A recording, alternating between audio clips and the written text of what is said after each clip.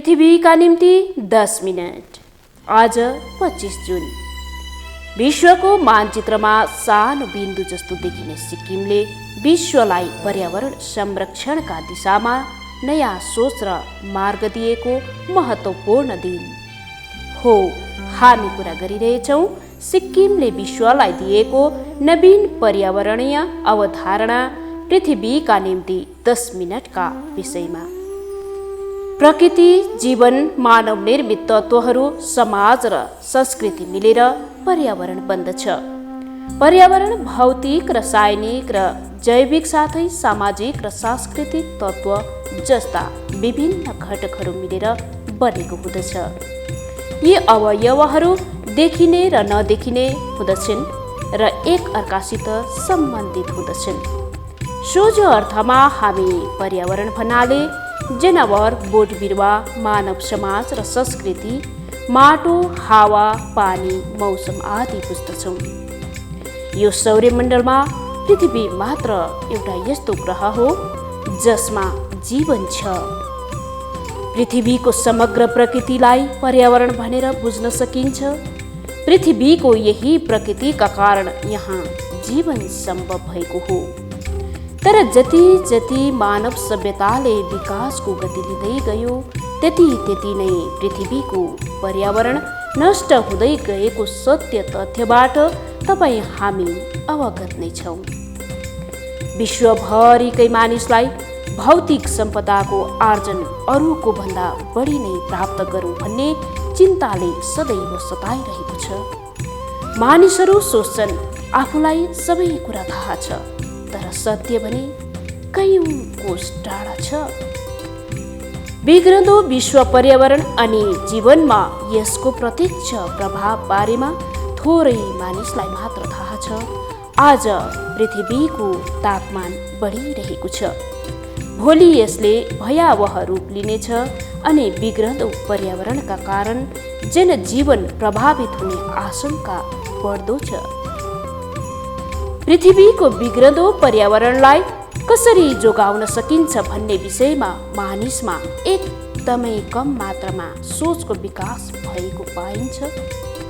हाम्रो दैनिकी जीवनशैली, नजानिदो तरिकाले बढ्दै गएको आधुनिकीकरणको प्रभाव, आधुनिक उपभोग्य वस्तुहरूको प्रयोग, सवारी साधनहरूको बढ्दो प्रयोग, कृत्रिम बजारी खानपान, व्यवहार फोहोर व्यवस्थापनमा चेतनाको अभाव, बढ्दो र अव्यवस्थित शहरीकरण, वन विनाश, खोला नालाको विनाश, प्राकृतिक जीवनशैली बिर्सँदै गएर अप्राकृतिक जीवनशैलीको अनुसरण जस्ता कारण नै बढ्दो जलवायु प्रदूषण र जैव विविधतामा हुने ह्रासका कारणहरू हुन्। त्यसमा पनि यी त देख्न सकिने उदाहरण मात्र हुन् र ती भन्दा पनि देख्न नसकिने वातावरणीय समस्या भनेको विश्वव्यापी रूपमा प्रदूषणका कारण बढ्दै गएको तापक्रम हो। यो समस्यालाई ग्लोबल वार्मिङ भनिन्छ। यसले विश्वका धेरै भागको मौसममा परिवर्तन ल्याएको छ। विश्वका केही भागमा अत्याधिक बाढी र खतरनाक आँधीबेहरी आइरहेको छ। केही भागमा एकदमै न्यून वर्षा भई अत्याधिक खडेरी परिरहेको छ। ग्लोबल वार्मिङले जलवायु परिवर्तन निम्त्याइरहेको छ। यसले विश्वव्यापी रूपमा हाहाकार मचाइरहेको छ। हरेक वर्ष यसले मानव स्वास्थ्यमा गम्भीर समस्या निम्त्याइरहेको छ। पर्यावरणलाई हामी परिवर्तन गर्न सक्दैनौँ, तर यसलाई जोगाउन भने अवश्य सक्छौँ। हो, यही सोच र चिन्तन लिएर विश्व पर्यावरणको संरक्षणमा खडा भए सिक्किमका एकजना व्यक्ति। ती व्यक्ति हुन् पवन चामलिङ। राजनैतिक दृष्टिकोणमा पवन चामलिङका धेरै आलोचक होलान्। उनका प्रत्येक क्रियाकलापलाई राजनैतिक चस्माले हेर्नेहरूलाई यो कुरो पच्न पनि नसक्ला, तर सत्य सत्य हुन्छ। पवन चामलिङ सिक्किम जस्तो सानो राज्यबाट विश्वलाई पर्यावरण संरक्षणका लागि नयाँ सोच र विचार दिने व्यक्तित्वका धनी हुन्। यसको मूल्याङ्कन भविष्यले पक्कै गर्ने नै छ। 12 डिसेम्बर 1994 सिक्किम सरकारको जिम्मा लिएपछि पवन चामलिङले पर्यावरण संरक्षणलाई आफ्नो पहिलो जिम्मेवारीका रूपमा लिए भन्दा अतियुक्ति नहोला। सरकारमा आउन साथ सिक्किम राज्यमा पवन चामलिङले हरित क्रान्ति दशक जस्तो दशकीय कार्यक्रम अघि सारे। त्यसपछि गौचरण, गोठ, प्लास्टिक, वन्य जीव जन्तुको हत्यामाथि पूर्ण प्रतिबन्ध आदि जस्ता पदक्षेपसितै राज्यमा व्यापक रूपमा बिरुवा रोप्ने काम सुरु भयो। पर्यावरण संरक्षणमा गरेका महत्त्वपूर्ण कार्यक्रमहरूको कदर गर्दै सन् 1999 पवन चामलिङलाई दिल्लीको विज्ञान तथा पर्यावरण केन्द्रले देशकै हरित मुख्यमन्त्रीका रूपमा सम्मान गर्यो। राज्यको पर्यावरण संरक्षणमा पवन चामलिङका कदम कहिल्यै रोकिएनन्। यसै क्रममा स्मृति वनको अवधारणा एउटा नयाँ किसिमको अवधारणा थियो। शैक्षिक संस्थानहरूमा इको क्लबहरूको स्थापना अनि पाठ्यक्रममा पर्यावरणलाई अभिन्न अङ्गका रूपमा गाभ्नाले विद्यार्थीहरूलाई पर्यावरण संरक्षणमा अग्रसित हुने अवसर प्रदान गर्न थाल्यो। राज्यका कतिपय गुफा, ढुङ्गा, वृक्ष, पोखरी, छोर्तेन, तातो पानी आदिलाई पवित्र स्थल घोषणा गरी संरक्षण गर्नु, कञ्चनजङ्घा आरोहणमा प्रतिबन्ध लगाउनुका साथै राज्यमा रासायनिक मलको प्रयोगमा प्रतिबन्ध लगाएर सिक्किमलाई पूर्ण जैविक राज्यमा परिवर्तन गर्ने सङ्कल्प लिनु सिक्किमले यस पृथ्वीको संरक्षणमा गरेको महत्त्वपूर्ण पहल हो।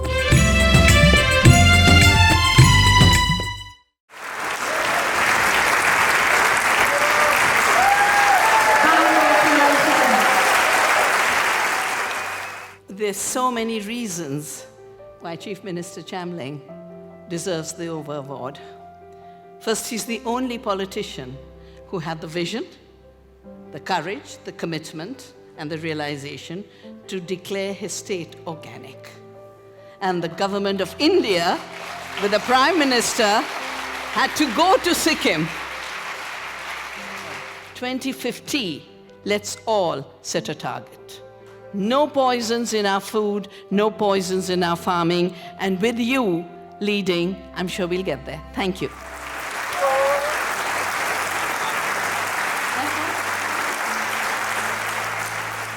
Our initiatives in Sikkim are led by the belief that clean air, water, and appropriate climate are fundamental human rights.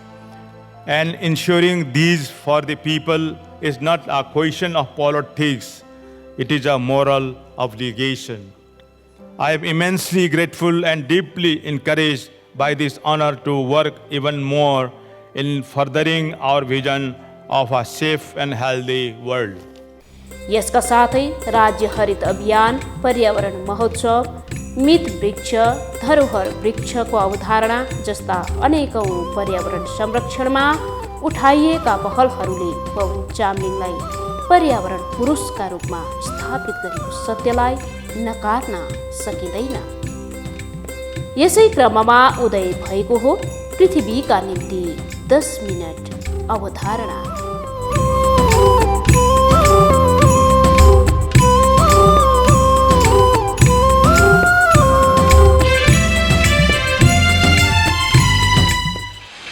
Minutes to earth अथवा धरतीको लागि 10 मिनट भन्ने कार्यक्रम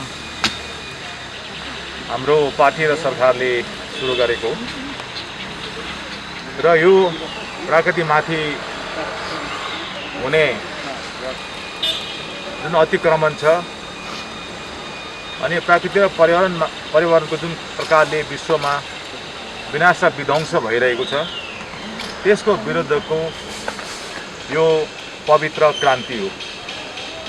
10 मिनट टु अर्थ अर्थात् पृथ्वीका निम्ति 10 मिनट कार्यक्रम सन् 2009 मा पवन चामलिङद्वारा सिर्जित नितान्त मौलिक एवं विशिष्ट पर्यावरणीय सोच र कार्यक्रम हो। यस कार्यक्रमद्वारा पवन चामलिङले सम्पूर्ण विश्व समुदायलाई 10 मिनट पृथ्वीको निम्ति खर्च गर्न आग्रह गरेका हुन्।